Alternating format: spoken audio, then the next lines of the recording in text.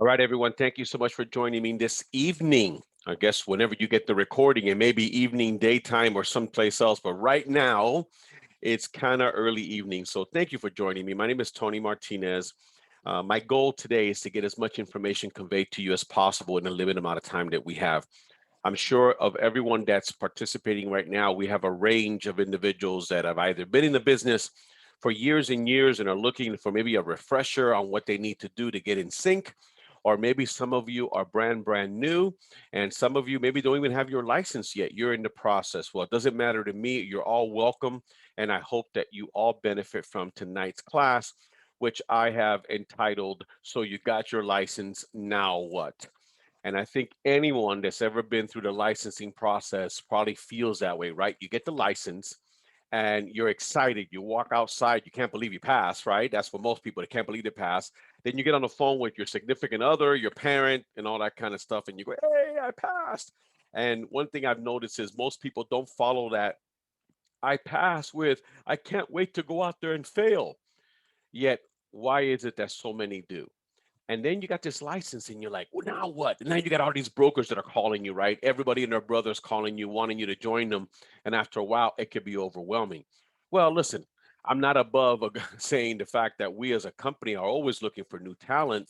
But one of the ways that I think that I could be of value to agents is instead of just calling people and trying to recruit them, why not give them some value? Why not give them some information that they can use, regardless of whoever they decide to go with or where they're at right now? So I'm going to encourage you all to go ahead and take down some notes. I don't want this class to be too heavy duty, but I do want it to be thought provoking. And just a little bit, because I know some of you know me, some of you don't. Once again, my name is Tony Martinez, and I am the broker of Extreme International Realty, Extreme Realty Team Highlands County, and Extreme International Realty MCM Properties. We are growing.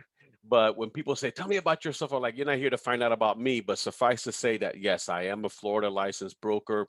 One of my passions is short sales. I've done it for years and years. I love teaching agents about short sales. And look, folks, with the foreclosure crisis that we have on the way right now, it might be smart for you to find out about short sales as well. And I also do coaching through Accelerated Breakthrough. As I mentioned, Extreme is growing. My wife and I started Extreme in 2013. We're now up to 6 offices and over 200 sales associates. So let's get down to the nitty gritty. Have you seen this number before? 85% of new licensees fail. Now, you got to understand, most people, when they put on classes, they kind of blow a lot of smoke, like, oh, come join real estate. You're going to make a lot of money. You get to drive a Mercedes. You hardly do any work, all this kind of stuff, right? Rose, I see you smiling, right? That's the plan, right? Of course, I want that for you guys. But why is it that such an astronomical number don't make it? And I guess you can spin it any way you want, but if you don't make it, it's kind of like failing, right? Because you didn't set out to fail, it just kind of happened.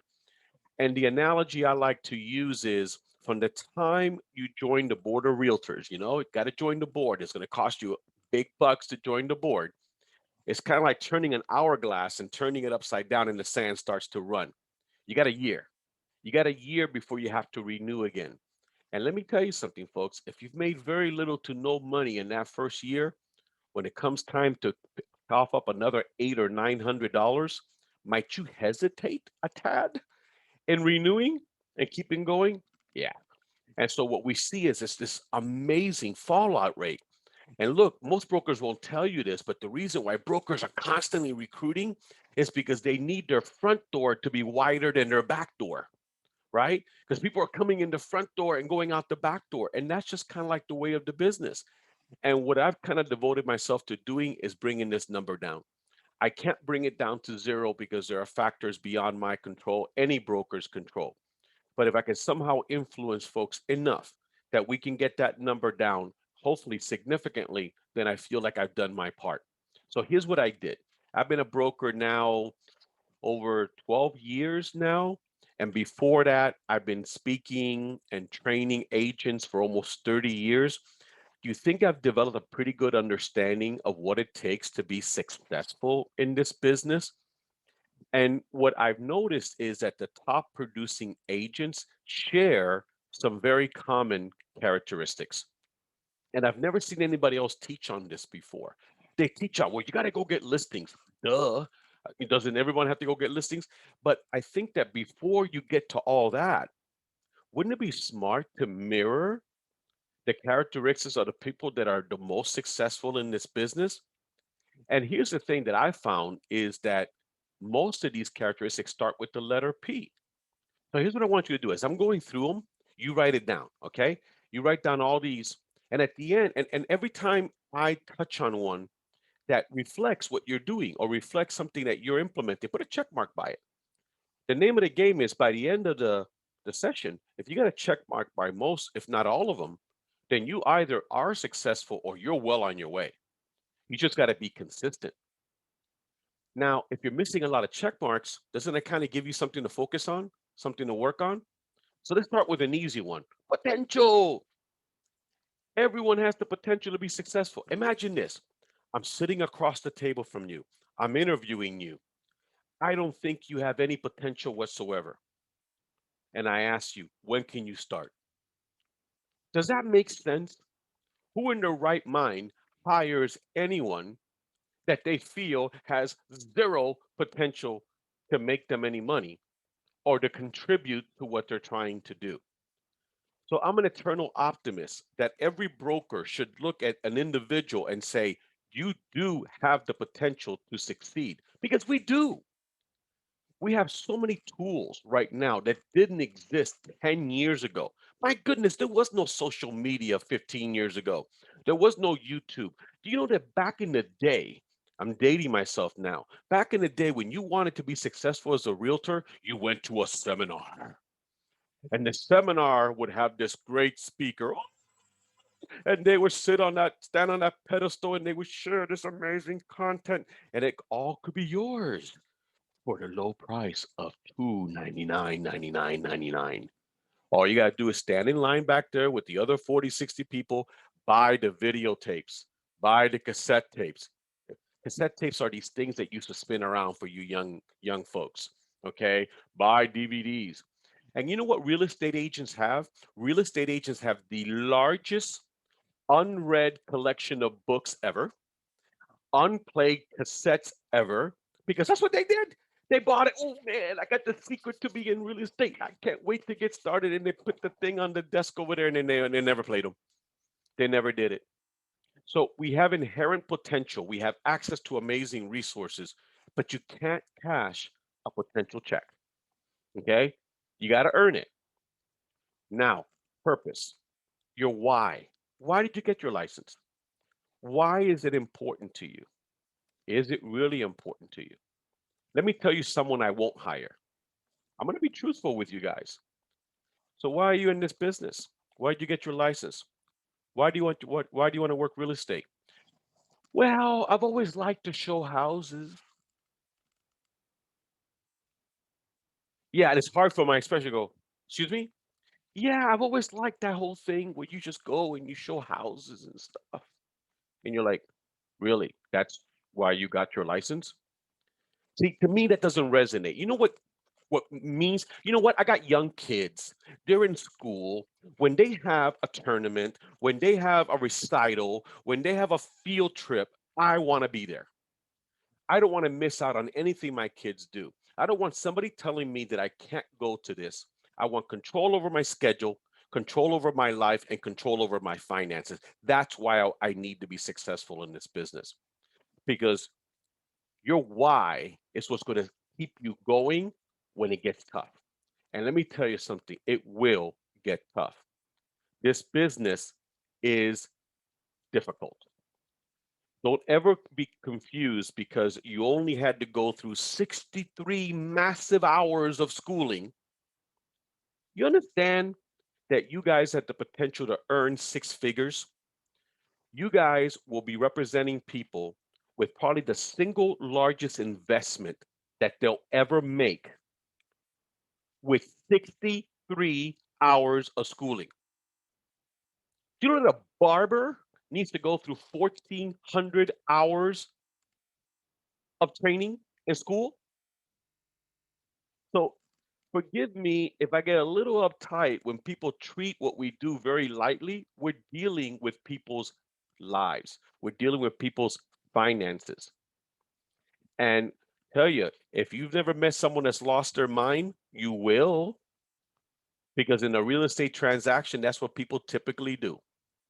They will lose their minds. And you're the one that's going to be tempted to go join them in that crazy parade. And what's going to keep you there is focusing on what your purpose is. I want to help people achieve the dream of home ownership.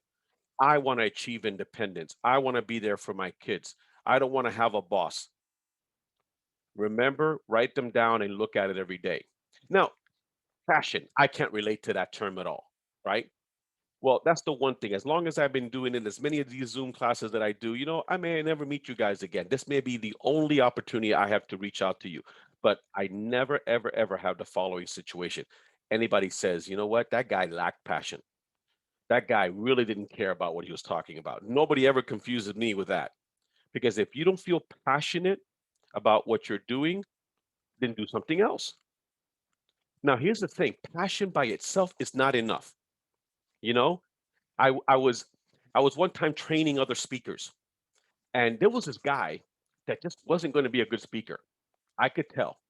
And the guy I was working for, he was like, "Man, this guy's not going to cut it." And I go, "Yeah, but he's passionate." And he goes, "Yeah, but you could be a passionate idiot." And it was like, okay. And it stuck with me all these many years later is that, yeah, you can be passionate and not know what you're doing. But look, let me think of a time when people are the most passionate about something. Yeah, January 1st. I'm just going to get in shape. I'm going to work out. I'm going to transform my body. And that's why membership in the gym goes nuts for a few days. And you can't get a spot at the machine for 14 days. On January 15th, the passion wore off. So passion fuels you initially, it will wane because the business can weigh heavily on you. When your passion starts to wane, what do you fall back on? Your purpose. What happens when you close your first check, closing, you get your first commission check? Your passion level tends to go up. I've never met a single agent that got their commission check and say, "I'm going to quit." I've never seen a single one say that. It's amazing how you all of a sudden are reinvigorated and very passionate about your business when you're getting paid. But I've seen people that just enter the business and they look like Eeyore. "Oh, well, I guess we're going to have to go look at some houses." And you're thinking, have you considered another line of work? Funeral home, maybe, not real estate. Okay. Punctual. Man, do I have a major problem when real estate agents show up late for appointments. You just don't do that. You cannot do that. You have got to get your act together. There's no realtor time. There's no Miami time. It's 8 o'clock. It's 8 o'clock. If your appointment's at noon, get there sooner. Because I got to tell you, if you have a customer like me, and if you ever work with military, if you work with any active military or retirees, don't you dare show up late to an appointment for them because the opportunity is gone. It's over. So it's one thing, we're all going to run late from time to time. I mean, we can't control certain things. But have you ever met someone that's habitually late to everything? Is that you? Well, rethink your strategy because in real estate, that's really going to hurt you. Remember, people want to feel that they're in the hands of a professional that's calm, collected, organized, not frantically trying to get to where they're going. And this is so controllable, isn't it? This is not like a skill set that you have to go to class and invest thousands of dollars to learn. It's just set the clock, set the timer, be professional. Let me tell you something. If you're brand new, you are embarking on the most unprofessional business you can ever imagine. You will never, ever have an opportunity to work with more unprofessional people in your lives than you will in this business. So let me tell you how I really feel. It's nuts out there. It's crazy. And it's like people, okay, I'll give you an example. It's a seller's market right now, right? If you're working with a buyer and you call a listing agent and that listing agent controls your life right there, do you act a fool when you call that listing agent? Do you start giving that listing agent an attitude?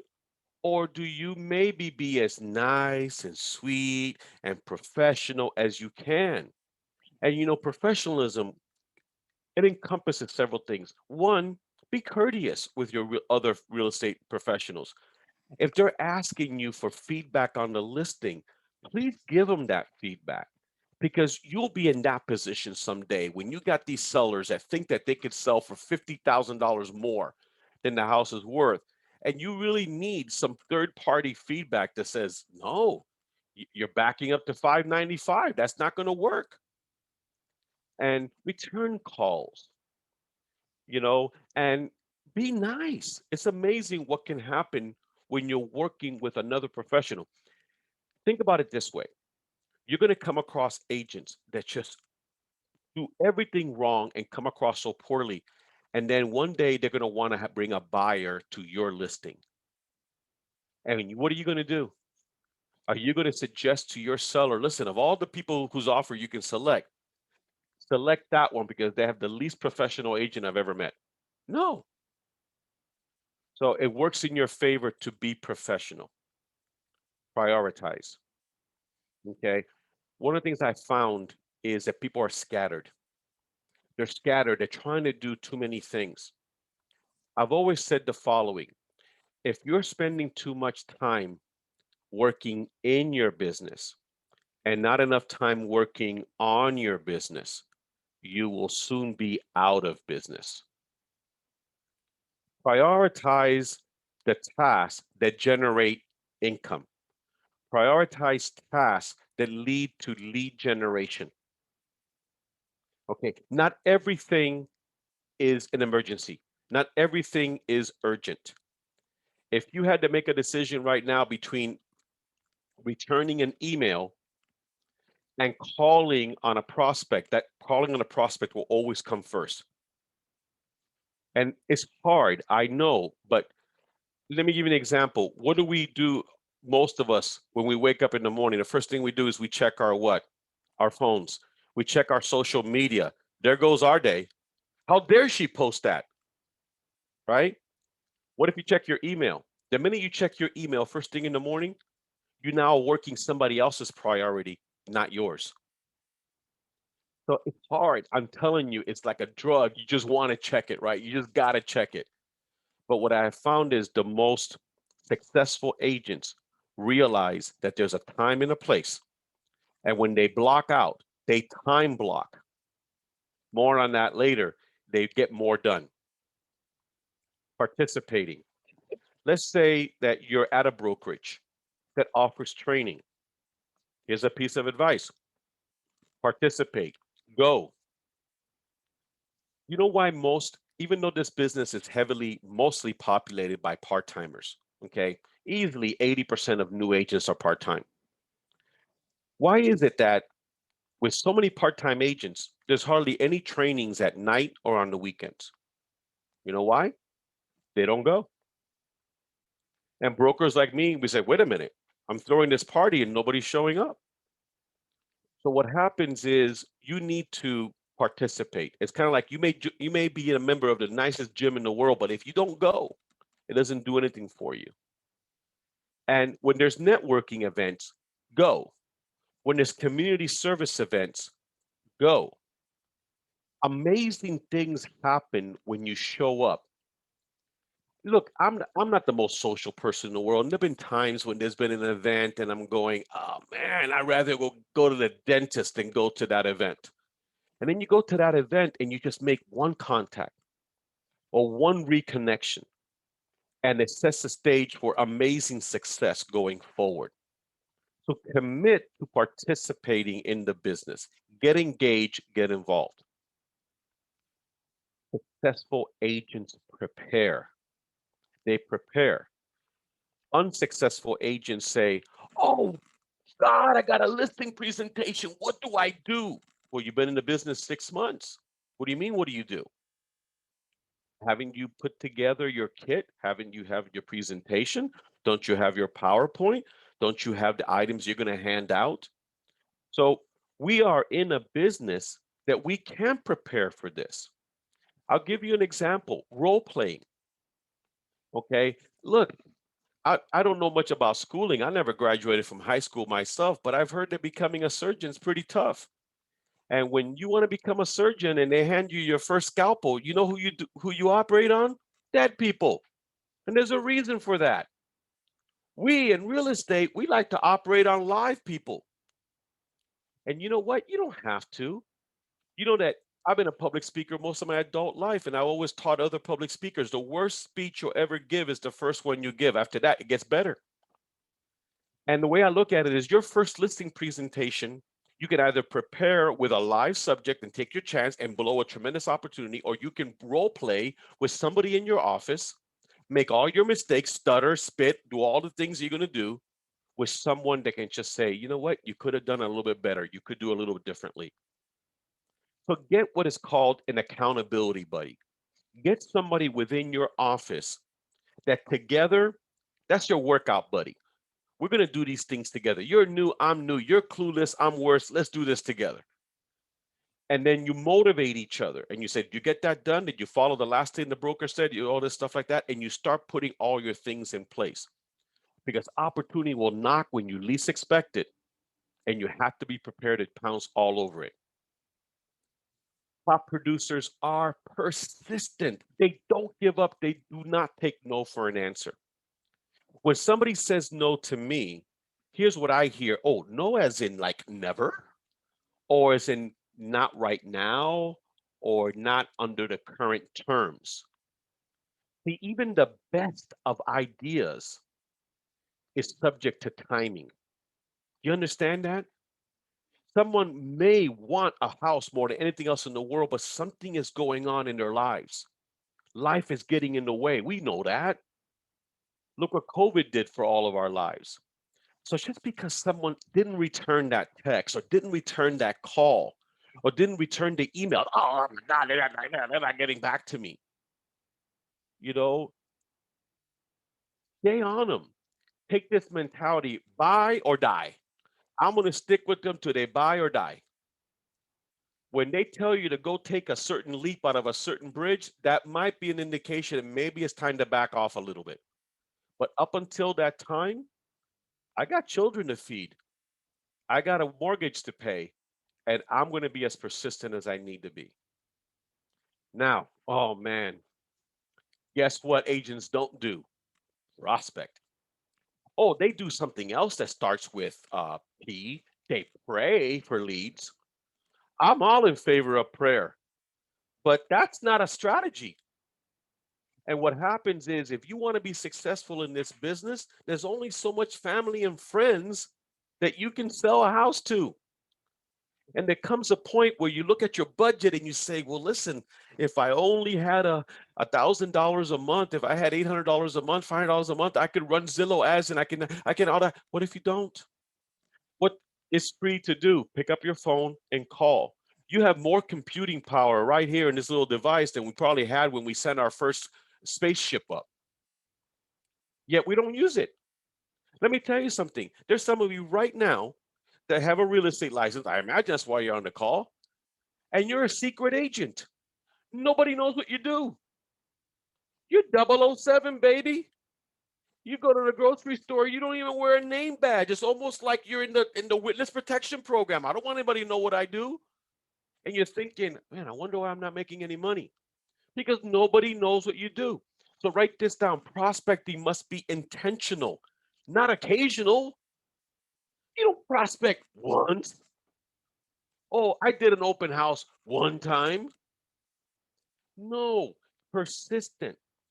Prospecting is the opposite of marketing. Marketing is when you throw something against the wall. Ooh, look, we're stuck. Prospecting is when you say, wait a minute, there are people every day that have a sign on their yard that says for sale by owner. I wonder if they're selling. Yeah, that might be someone you call. There are people who tried to sell, maybe hired the wrong agent, and their listing expired. Well, guess what? Maybe they still need or want to sell. I could call those. And one of my personal favorites, distressed properties. Listen, we're going into an environment right now where people are going to lose their homes because you know why? People have always lost their homes. There's always been foreclosures. And that could be a segment of the market that you engage to see if you can help them avoid the consequences, the negative consequences of foreclosure. And if you're skilled enough to do short sales, if they're underwater, then you're in a great position to help them where most agents are not. All right, folks, treat this business as a business, not a hobby. See, I have no problem when an agent comes to me and says, Tony, listen, I'm not trying to set the world on fire, man.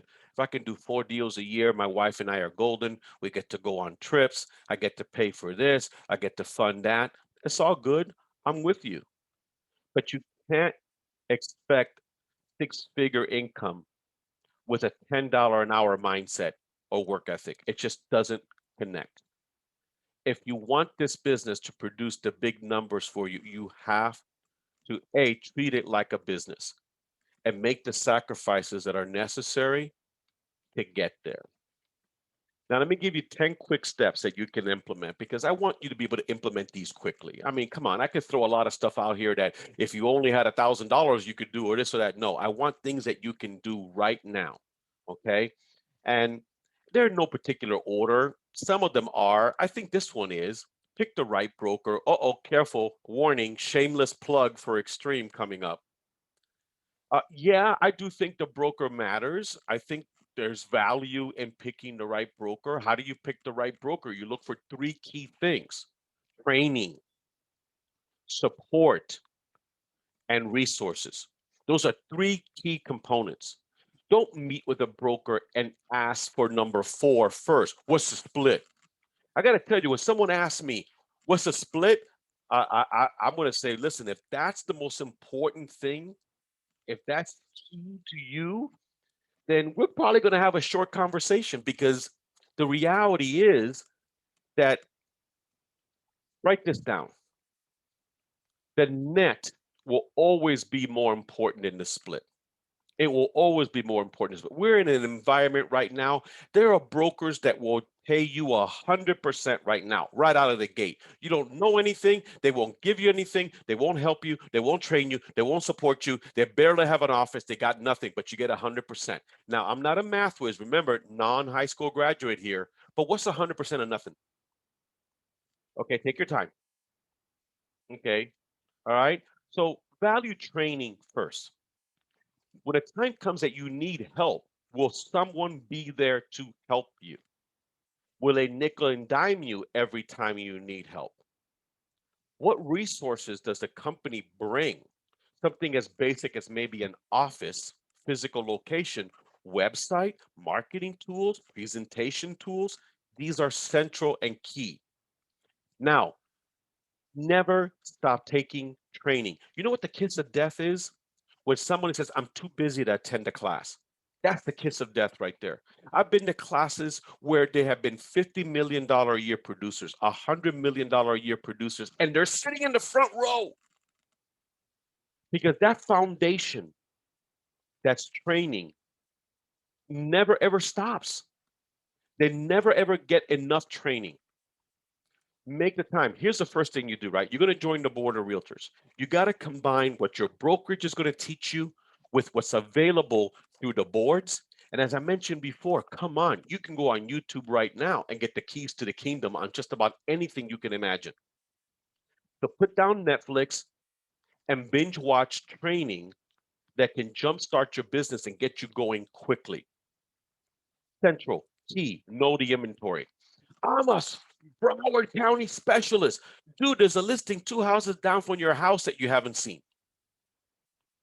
And this is what scares me about agents. Yes, we're licensed to sell in the entire state of Florida, but know your backyard first, know your subdivision first. What does every successful car salesperson do when they first get to work? They walk the lot.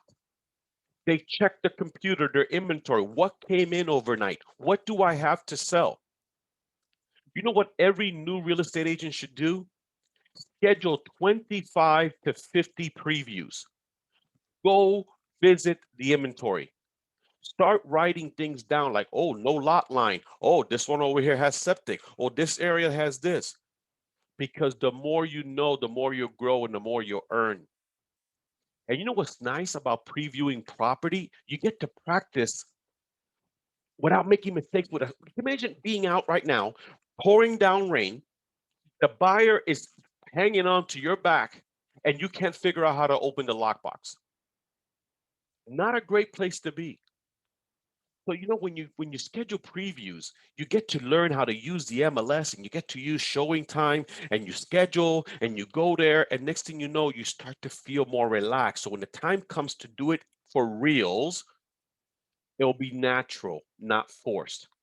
Know your inventory and never stop knowing your inventory. Let's face it, most new agents are going to gravitate to working with buyers. That's just common.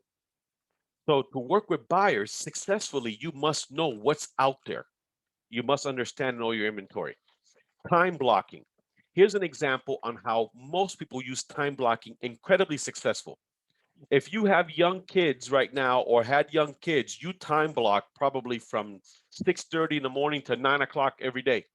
It's called getting them up, getting them dressed, getting them breakfast, getting them to school. Did you have to think about it? No. If somebody called you and said, hey, you want to go do something tomorrow at 7 a.m.? Dude, got to get my kids to school. So you time block, but maybe you're not time blocking for your business. If I were to ask you right now, what do you have time block? What does your schedule tell you about when do you prospect?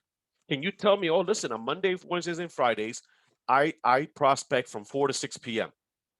And Tuesdays and Thursdays, I try the morning. I alternate because I want to see which one nets me more conversations. Schedule in advance the things that are important to you. To me, faith, family, then your business. If you do it in that order, you seldom get it wrong, but schedule it in advance. Embrace technology. You cannot be successful in there. You can get by, but you really can't be as successful as you could if you embrace it. Now, for some of you, I'm looking at some of you guys, you're born in technology. I come from a different era. And I meet people my age all the time. They're like, well, I'm not really all that good at that thing, that social media thing, and and you know what? I'm going, okay, get over it. I'm 60 years old and I can do all this stuff. So age is not a factor. It's mindset that's a factor. You know how I have two part-timers, and I don't like to use labels because I've seen part-timers make six figures. And I've seen agents that have 40 and 60 hours available and can't afford to pay attention. So it's not about how many hours you have, it's what you put into the hours, right? But the most successful agents, especially the ones that are working part-time, they know that the lifesaver is their device because they're doing contracts on their device. They can make addendums. They can do everything through their device, and it just takes minutes for them to do it. They don't say, well, as soon as I can pull over and I can get to a computer and I can get to a printer and a scanner and a fax machine, whatever that is. I saw one of them at a museum. You know, when you embrace the technology, all of a sudden, all of these opportunities come to you and you're much more efficient. You're much more effective. Well, I kind of mentioned this already, right? If you haven't done this already, here's a little, I'll share something with you. All you got to do is the following. Ready? Hey, Joe, you got a minute? This is a warm call. This is not a cold call. Man, cold calling can be nasty. I get it. You kind of have to build up to it, right?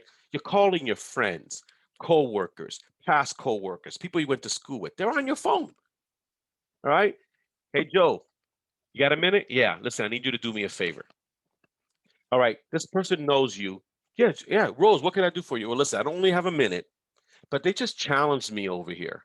They challenged me to see who can get the most referrals in the next 7 days. Because you know I'm in real estate, right? So listen, I know you know everybody. So tell me, who do you know right now that wants to buy, sell, rent, or invest? You be helping me out. Don't have anybody right now? I tell you what, keep me in mind because you will. That's just the way things work. And then you do the same thing on social media, right? You gotta embrace social media. But here's what you shouldn't do. Hey, look at me chug this beer. Do you want to be a professional? Do you want to get real estate business? Or do you want to be on Real Estate Agents Gone Wild? Because pick and choose your battles right now. Let me tell you how I feel about this candidate. Good. I'm glad you expressed your free will to express your opinion. Now you just ticked off 50% of your audience who could have been a customer of yours. Decide from the very beginning, what is social media to you? For me, it's all about building my presence and building my business. Everything else is secondary. So what I try to get my agents to do is to use the power of video, use the power of social media to reach out to them. Which is the preferred one? Facebook. Without a doubt, Facebook number one. Hey, Tony, but it's a bunch of old people on Facebook. Yeah, but they got money and they buy. Okay. Followed by Instagram. Hey, how about Snapchat? Well, if I was selling bubble gum or I was selling something else, I might go there. Might be a tad young for the people here. Again, I've seen people that are experts at everything. They're TikToking this. They're okay, great. But if you only had to pick one, if you only pick one, please, Facebook and Instagram. Facebook bought Instagram. You post on one, the other sees it. You feel me? And then the same thing I just did, you go, hey, everybody, Tony Martinez here. Listen, I need a favor for all you peeps out there. I have been challenged. I got to get the most referrals of all the agents in my office in the next 7 days. I need you to hook me up. In other words, you say it in your way. You say it, you don't try to be somebody else, because if you try to say it like me, it won't be natural. If you try to use a script, people tell me, well, I got to get the right lighting and the right sound and the right this. The moment will pass. Be authentic, be real. That's what resonates with people. There's a time and place for the glossy and the fancy videos and everything, but the most income right now is generated from being real, from being authentic. But you know what? Be consistent. Someone that will post one and then go dark for 3 weeks, that doesn't do any good. One of my newest gals, I mean, she's already $1 million producer, but the first deal she ever did was she asked one of the other agents in the office if she could do an open house on a rental. Go figure, on a rental. You hardly ever see an agent who want to do an open house anyway, much less on a rental.